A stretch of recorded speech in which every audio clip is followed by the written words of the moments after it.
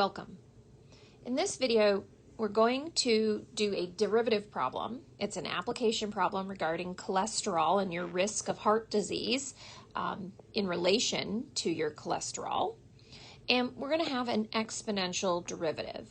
This problem is a little bit of foreshadowing, so we're still going to find the derivative as little, but there's kind of some implicit logic in here, and this is going to lead us towards the next chapter, or the next unit, I should say. Okay, so here we know that researchers have found the risk of coronary heart disease, and we know that heart disease rises as blood cholesterol increases. So R is going to represent the risk in terms of coronary heart disease incidence per 1,000 per year, and little c is going to represent the cholesterol measured in milligrams per deciliter. So our formula is R of C equals 3.19 times the base quantity 1.006 to the C power.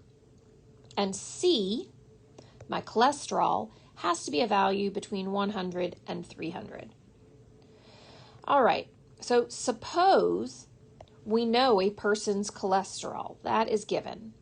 And we know that it's going up at a rate.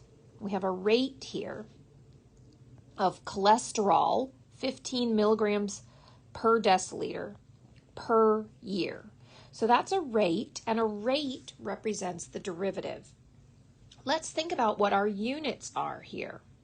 In the numerator, if we think about that as 15 milligrams per deciliter per year, that is cholesterol per unit time.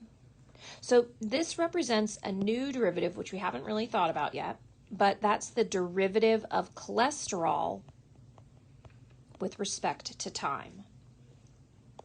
And this problem says, at what rate is the person's risk, so a rate associated with the risk, at what rate is the person's risk of coronary heart disease going up?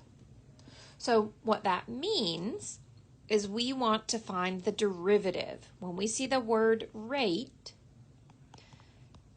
that is going to indicate to us that we need to find a derivative.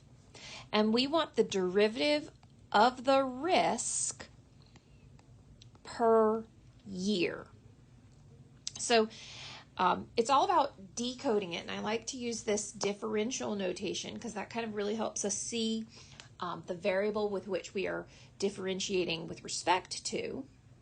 So we're used to looking at this, and we might find risk per cholesterol, right? So how that risk changes as the cholesterol changes. In this situation, we want to find how the risk changes over time. So I'm going to rewrite my function here. R equals 3.19, a coefficient. I have my base 1.006 to the cth power. And in this situation, remember, we want to differentiate with respect to t. So if I take all of this and I differentiate with respect to t, usually we would differentiate with respect to c. Here we're going to differentiate with respect to t. So this would be just like any other problem you do. It's just got this one additional extra step for this section. So the derivative of r with respect to t. Well, we know that a coefficient can remain in the front, so that's 3.19. And then we need to take the derivative with respect to t of this exponential. So 1.006c.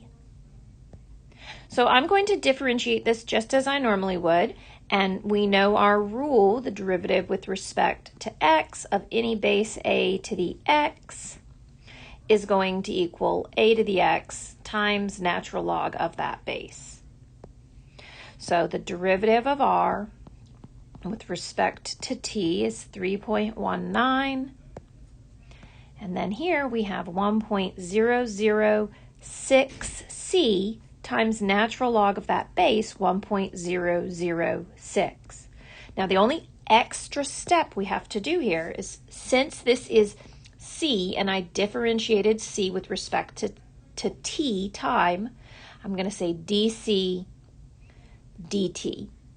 And that is an additional step. So most of the problems you see in this section, you would not have to write this because the variable that you're differentiating with respect to is going to match your independent variable. Because these are different, we have that additional step. So this is why I chose this example to show you. And this is, again, as I said, foreshadowing of where we're going to be moving forward. So now we have our equation. I'm going to clean my screen up. So here we can see the function we just found. So that is the situation where the risk is changing across time, and it's in relation to how your cholesterol is changing. So we know what our C value is. We know what cholesterol is. That's going to be 180. And we know the rate, dc dt, at which it's changing. So I'm going to take those values and plug them in. So dr dt equals 3.19, 1.006 to the 180, C is 180, times the natural log of 1.006, and then dc dt, the rate at which cholesterol is changing over time, is going to be 15. So at this point, we just need to evaluate this, and if I were to plug this into my calculator, the rate at which my risk is changing is going to be approximately 0.840. And so if we think about our units, what is the risk? Risk is coronary disease incidence per 1,000 per year. So that's the incidence per year. And this is a positive number, so that means the incidence is increasing. It's increasing slightly, not a great amount. We could say 84 hundredths, but it is increasing. So that is that's how we work this problem. And again, I know this was a little bit different, but I wanted to show you this example because it does show up in your homework. So we talk about this more as we move forward into Unit 3. We really do a lot of problems like this, and it's called implicit differentiation.